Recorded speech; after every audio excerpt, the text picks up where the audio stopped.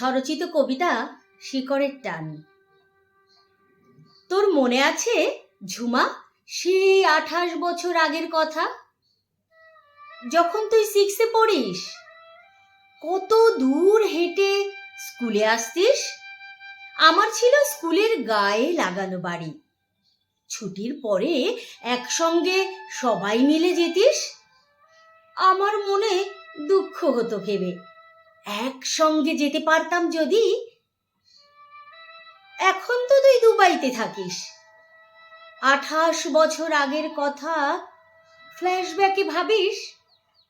আমবাগান, জামবাগান, লিচু, জামরুল কত, চুটিয়ে খেয়েও বিক্রি করতে হতো। স্কুল পালিয়ে পড়ার ছলে যেদিনে দিতাম ফাঁকি। ভীষণ রকম কাজের ফাঁকেও মায়েদের নজরদারি, সে কি! রাস্তা ছিল আঁকা বাঁকা, বৃষ্টি ভেজা মাটি।